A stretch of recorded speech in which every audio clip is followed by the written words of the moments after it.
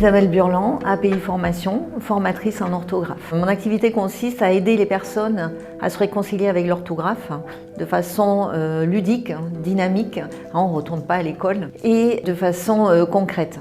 C'est-à-dire qu'on se base aussi sur l'orientation professionnelle de la personne pour répondre vraiment à ses objectifs. On a des résultats rapides, concrets, et on réconcilie les personnes avec l'orthographe, mais surtout avec elles et la reprise en confiance en elles. Ça, c'est vraiment important. Alors, le but de cette réforme, ça a été de simplifier l'orthographe, puisque, comme tout le monde écrivait le mot d'une telle façon, ils ont dit finalement on va le mettre dans la règle, dans le dico, comme ça il y aura moins de fautes, etc. Et ce qui n'est pas négatif en sorte. Par contre, il ne faut pas tomber en outrance. Et en plus de ça, si moi j'écris la nouvelle orthographe, est-ce qu'on ne va pas penser que je fais des fautes d'orthographe? Ça, c'est vraiment... voilà. Par exemple, oignon, un oignon. Je dis oignon, mais je l'écris oignon. Maintenant, je peux l'écrire oignon. Comme ça. Et moi, sincèrement, je le vois comme ça et je hurle. Intérieurement. Tu pleures, c'est ça? Mais voilà. Mais c'est vrai que c'est possible. Ils vont virer le N, il faut loger. Donc, voilà, c'est... Voilà. Attention à qui vous écrivez et comment vous écrivez. Alors, d'après vous, le français est la langue officielle dans combien de pays? Oh, au moins une cinquantaine. 167 pays. Oui, une trentaine, oui. Ah, oui. 29, dans le site que j'avais regardé. Donc, le français est quand même une langue couramment parlée. Et d'après vous, elle vient en quel rang dans le monde? Est-ce que c'est la première langue parlée, la deuxième, la troisième? Troisième? C'est la cinquième parlée. Alors, par contre, ce qui nous intéresse, c'est l'orthographe dans le monde de l'entreprise. Surtout puisque aujourd'hui, on pensait qu'on allait écrire de moins en moins. Avec les ordinateurs, tout ça, le papier, vous voyez qu'on utilise de moins en moins. Par contre, on écrit de plus en plus. Parce que je vais communiquer, et je vais communiquer de façon spontanée. C'est-à-dire, je reçois un mail, tac, je réponds, ping-pong. Sauf que ping-pong, tac, je mets des fautes dans mon mail. Donc faites attention à cette écriture spontanée qu'on a, dans laquelle on me pose une question, je réponds, et je réponds du tac au tac, mais spontanément et peut-être avec des erreurs. Et il faut savoir aussi que le message écrit, c'est bien l'image de votre entreprise qui est véhiculée dans votre message. C'est-à-dire que si vous faites des erreurs, ça peut nuire à la signature d'un contrat. Si je reçois un contrat avec beaucoup de fautes d'orthographe dedans, je vais peut-être avoir un doute. Alors que la personne peut être très compétente, mais ça va, et si vous êtes en balance avec un concurrent, ça risque d'être dommageable. Donc faites attention. Et 82% des recruteurs sont sensibles à l'orthographe des candidatures reçues. Donc là, c'était vraiment pour vous présenter un petit peu l'orthographe. Maintenant, je vais vous présenter le projet Voltaire avec qui on travaille. Donc le projet Voltaire, c'est un entraînement, un outil en ligne. C'est-à-dire que vous allez sur le site Projet Voltaire, on le verra tout à l'heure, vous pouvez vous-même acheter une licence Projet Voltaire et vous allez vous entraîner sur votre ordinateur, sur la tablette ou sur le téléphone. C'est vraiment très convivial. Et vous allez pouvoir vous entraîner parce qu'il y a un système d'apprentissage. Vous allez passer un test. Ils vont déterminer quelles sont les règles que vous maîtrisez, celles sur lesquelles il faut revenir. Et le logiciel va choisir les programmes d'entraînement. Et vous allez vous entraîner de façon régulièrement. Et de vous entraîner de façon régulière, un quart d'heure par jour, par exemple, ça va être ce qu'on appelle l'ancrage mémoriel. L'ancrage mémoriel, c'est un peu comme quand je marche dans la forêt. S'il n'y a pas de traces de fait, je vais marcher, je vais aplatir un petit peu l'herbe, mais elle va se relever. Et si je marche 2 fois, 3 fois, 4 fois, 5 fois, après ça fait comme un automatisme. Donc la connexion dans votre cerveau se fait, un peu quand j'ai passé mon permis de conduire, au début, je passais la première, il fallait que j'embraye, machin, tout ça, je réfléchissais. Après, au bout de quelques temps, je l'ai fait spontanément, naturellement, sans réfléchir. Et au programme, il y a quand même 140 répliques. Et elles ne sont pas toutes reprises. Hein. Il y en a encore. Alors, la licence Voltaire comme ça, en entraînement, c'est bien. Sauf que si on est tout seul devant son écran, il faut avoir une motivation importante pour aller jusqu'au bout et pour réussir.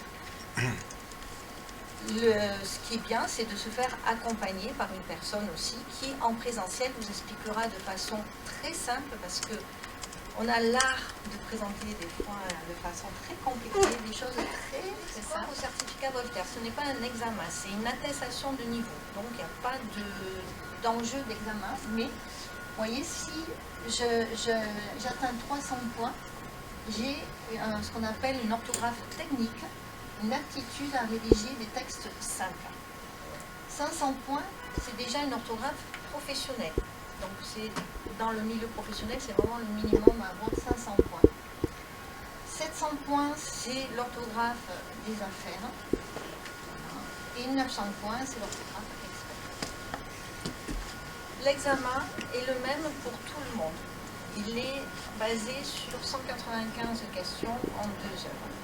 Donc ça passe vite. Vous avez une phrase et vous avez 3 mots de souligner. On ne vous demande pas de les écrire correctement, on vous demande juste de détecter s'il y a une faute ou pas. Donc c'est déjà plus simple, parce que si je vous demandais d'écrire le mot correctement, peut-être que ça serait plus compliqué. Mais là c'est juste, est-ce que le mot est écrit correctement, est-ce qu'il est accordé correctement ou pas. Mais c'est vrai qu'il faut aller assez vite pour le faire.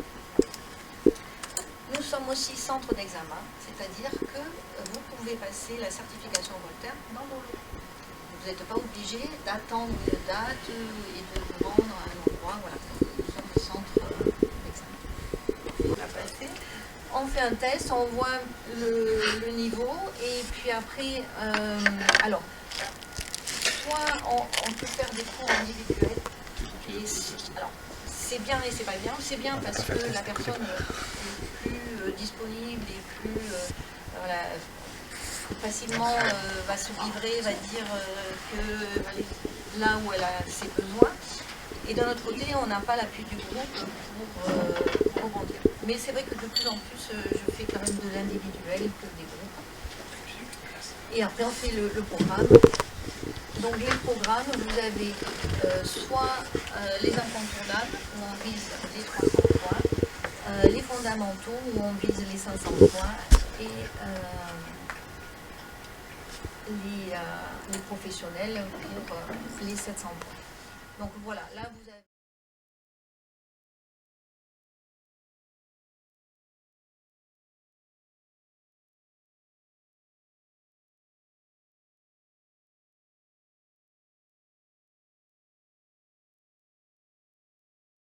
Est-ce que vous voulez que je vous explique les couleurs?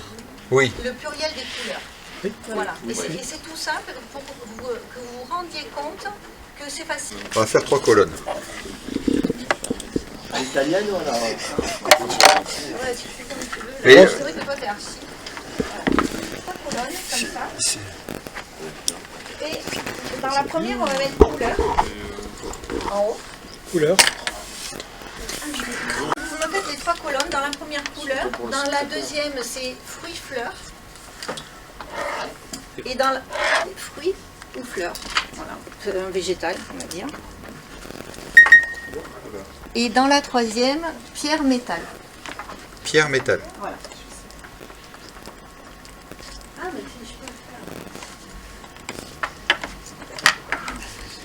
faire. Et pas Pierre Marie. On l'attendait un peu, hein, c'est bon. Alors, Il a bouffé un jaune ce soir.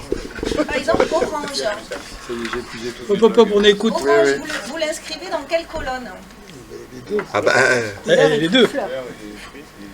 Non, non, non, non, non. Est-ce que c'est une couleur ou est-ce que c'est un fruit-fleur? C'est les deux. C'est les deux.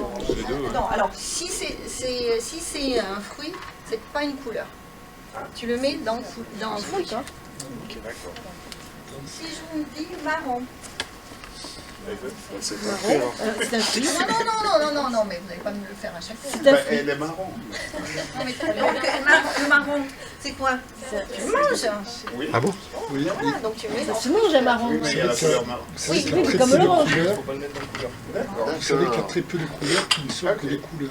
Ah oui. Voilà, tu remplis les 4 couleurs, puis après, Voilà. c'est... Que manger du jaune, c'est plus dur. Un jaune, tu le bois. Le jaune, tu le bois. Le jaune et le bleu. Le jaune, tu le bois. Mais ça, t'es méchant, toi. Je mets dans quoi? Bleu. On écoute. Couleur. Voilà. De quoi? Bleu, c'est couleur. Si je vous dis prune, C'est Oui. c'est un fruit. Mais c'est aussi une couleur. Oui, je sais. D'abord, Une couleur. Si je vous dis émeraude, C'est Pierre. Pierre, Pierre. c'est aussi une couleur. fait. c'est une pierre. Si je vous dis topaz, Pierre aussi, ouais. si je vous dis rouge, Couleur. Couleur. Là, on est couleur. C'est des seuls. kaki, Couleur. Ah Et non, au fruit, fruit. c'est couleur. on est bien d'accord. C'est une couleur et c'est un fruit. Si je vous dis turquoise, Pierre. si je vous dis blanc,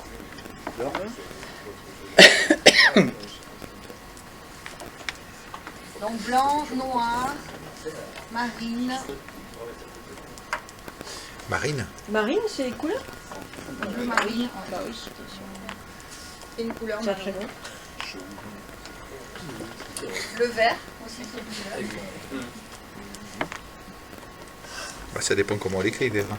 Et là, je peux mettre la grenade, Parce qu'il y a des verts pour mettre le jaune. Grenade. la framboise, la noisette, etc., etc. Et là, on a encore le jade, le saphir, le rubis. Attends, tu vas trop vite là. Alors pourquoi je vous ai fait faire ce tableau là? Parce que la prochaine fois que vous aurez à accorder, à mettre au pluriel une couleur, vous allez penser à ce tableau, vous allez le visualiser. Et lui, rose. Parce que je l'utilise, moi, grenadine rose. Dans mes pralines roses, grenadine. Et au fait, Et jaune, vous avez si dit jaune? je dois accorder une couleur, alors le vert, je l'affectionne beaucoup. Parce que si je dis des voitures vertes, je vais... mon écrit va passer par l'oral et je vais dire des voitures vertes et je vais l'entendre. Donc quand c'est une couleur issue que de la couleur, je vais accorder. Avoir un accord. Ah, c'est ça le subtil. Alors que tout ce qui vient des fruits, des fleurs, des pierres, des métaux, je ne vais pas accorder. Il n'y aura pas d'accord. Pourquoi? Parce que l'orange, en réalité, la couleur orange, c'est la couleur de l'orange. Et de l'orange, L', c'est pas des oranges au pluriel, c'est de l'orange. Donc je n'ai pas d'accord. Hein? Le marron, c'est la couleur du marron. Quand tu dis des couleurs orange, orange reste animal. Voilà, donc pas d'accord. Parce que c'est de la couleur de... Donc la prochaine fois, on sera moi, pas d'accord.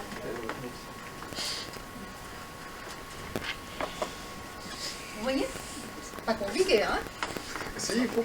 Alors, couleur du sang, du coup, c'est... si ma couleur, elle est composée, par exemple, j'ai... Ma robe, elle est de toutes les couleurs. Hein. On peut dire qu'elle est bleu-rouge. Mais si c'est composé, bleu-rouge, Pas d'accord. je n'ai pas d'accord. Si j'ai des robes toutes bleues et si j'ai des robes toutes rouges, là, je vais mettre un accord. Mais si j'ai une robe bariolée bleu-rouge, eh bien là, terminé, pas d'accord. Et si c'est une couleur nuancée, par exemple, ma voiture, elle n'est pas verte, mais elle est vert clair. Et là, je l'entends. Ma voiture verte est passée vert clair. Donc, si elle est nuancée, eh bien, j'ai pas d'accord. Subtilité.